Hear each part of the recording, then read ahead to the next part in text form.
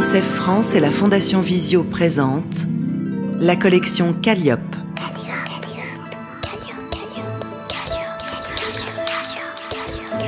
Des livres pour tous les enfants, y compris aveugles ou malvoyants. Chut, écoute. Louise ou l'enfance de Bigoudi. Texte Delphine Perret. Illustration Sébastien Mourin. Édition Les Fourmis Rouges.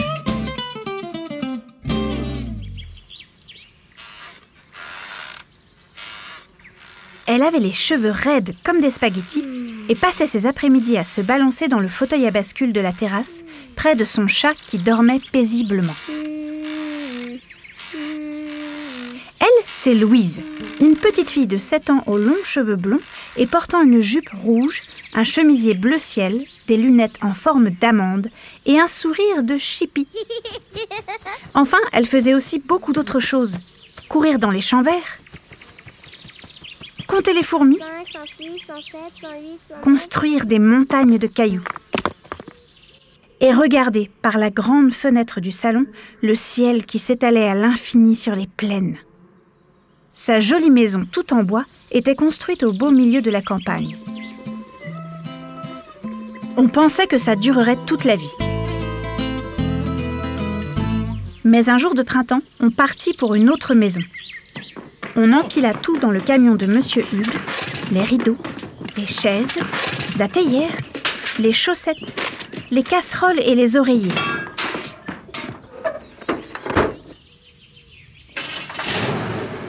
Le camion rouge, chargé jusqu'au toit, s'éloigna de la jolie maison en bois. Des oiseaux suspendus sur un fil électrique regardèrent partir la petite famille.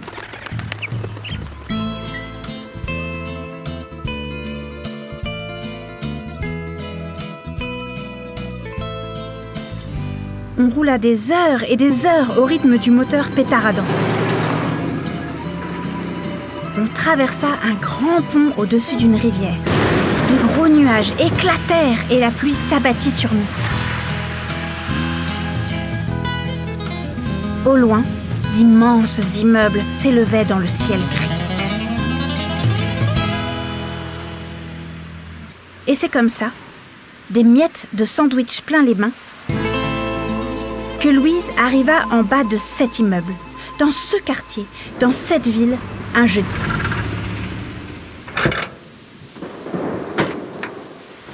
Ça sentait le brûlé et la graisse de voiture. Des gens pressés passèrent près de nous. Une voiture de police fonça dans la rue.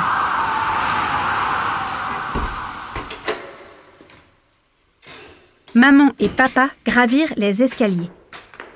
Ce n'était pas exactement une maison de rêve. En tout cas, ce n'était pas le rêve de Louise. C'était trop petit, trop beige, trop carré, trop haut, trop bas, trop rugueux, trop lisse. Même si par la fenêtre, on voyait le dessus du crâne de tout le monde. Et ça lui plaisait.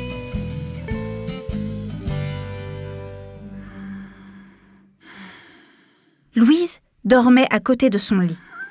Son chat en profitait pour prendre sa place et ronronnait tranquillement sur la couette. Louise ne voulait pas aller au square, ni au supermarché. Elle restait assise des heures dans un carton à côté du canapé. On ne savait pas trop si elle boudait ou réfléchissait.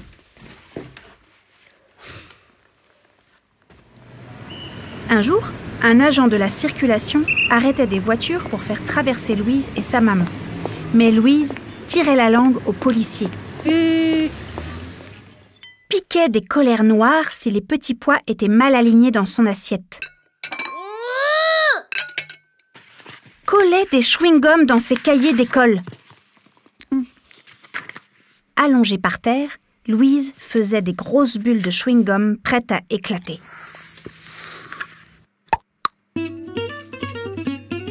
Elle inquiétait les professeurs. Elle fatiguait toute la maison. On espérait que ça passerait.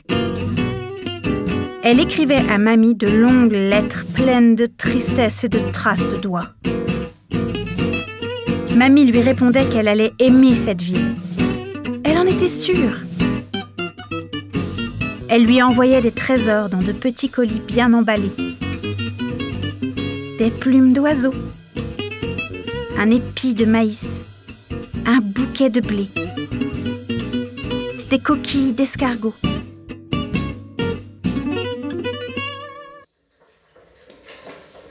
Dans la classe, un matin, on entama l'atelier peinture.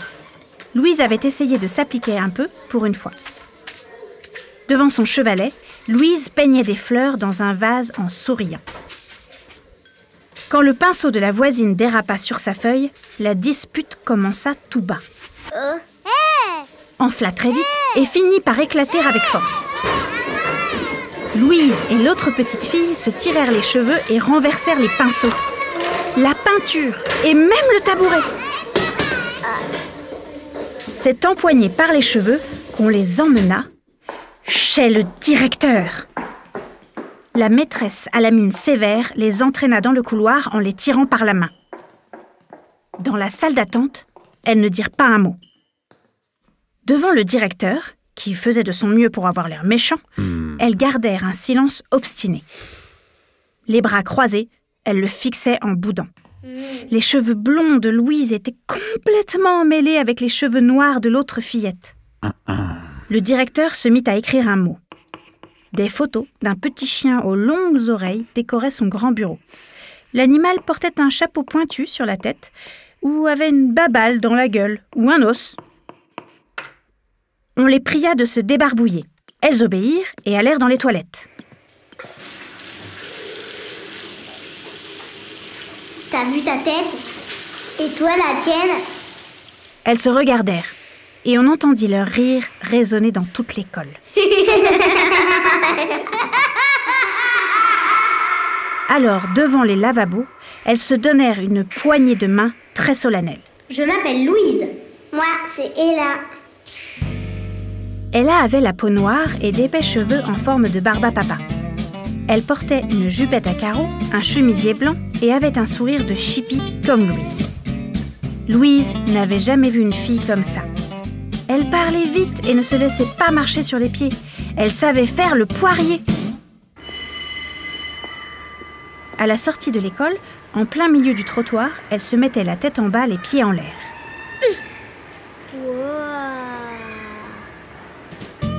Elle avait des croûtes aux genoux et coloriait ses ongles avec des feutres. À partir de ce jour-là, Louise se remit à dormir dans son lit. Arrêta de coller des chewing-gums dans ses cahiers et on arrêta de se faire du souci.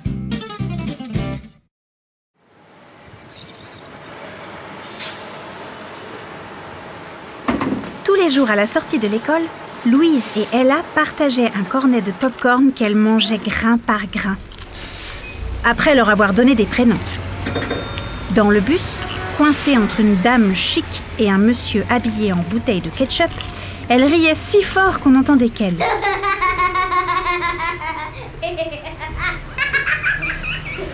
Louise racontait à Ella les feuilles de maïs qui crissent à la sortie de l'été, la vieille moto de papy, le givre qui enveloppe délicatement les brindilles et qu'on fait fondre en soufflant de petits « oh » silencieux. Ella racontait à Louise le cinéma de quartier avec ses gros sièges moelleux où on pouvait voir des comédies musicales tous les dimanches. Ne me laissez pas partir sans m'embrasser. Les voisins qui faisaient souvent des concerts sur le balcon. Ella et sa maman écoutaient en souriant les musiciens sur le balcon à côté du leur. Un trompettiste, un contrebassiste, un guitariste. Sur un autre balcon, un couple dansait joyeusement. Ella racontait aussi les néons qu'elle voyait depuis sa fenêtre le soir. Accrochés sur la façade de l'immeuble d'à côté, d'immenses enseignes lumineuses et colorées clignotaient. Un gros cornet de glace, un hamburger, une bouteille de jus de fruits, une voiture. À la maison, Louise n'en finissait pas de raconter ses journées avec Ella. Elles étaient allées au musée.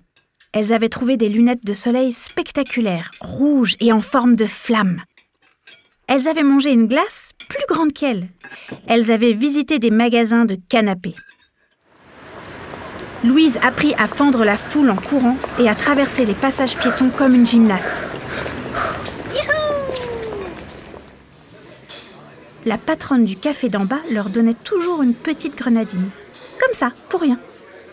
Par-dessus le comptoir, une jeune serveuse avec un serre-tête dans les cheveux leur tendait des verres roses. Louise s'empressait tellement de boire son sirop qu'elle faisait tomber quelques gouttes par terre. Certains samedis, elle s'asseyait sur le balcon d'Ella pour profiter de la musique des voisins. Mémé leur faisait des nattes. Un soir, on sortit quelques bigoudis aussi. Mémé avait de courts cheveux crépus, des lunettes et un petit tablier sur sa robe.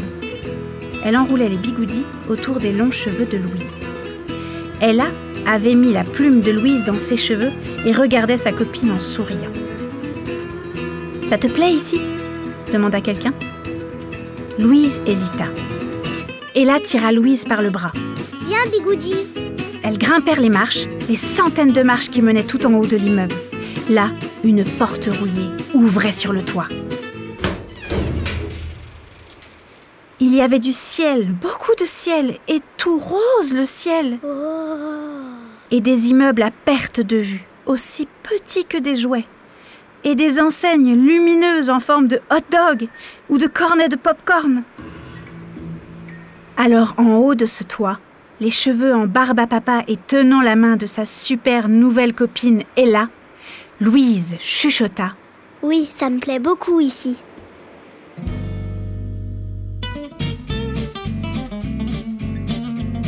Une audiodescription écrite par Dune Cherville, avec la voix de Marie-Félix, Louison et Mila Lahaye. Création sonore, Christophe Touzalin.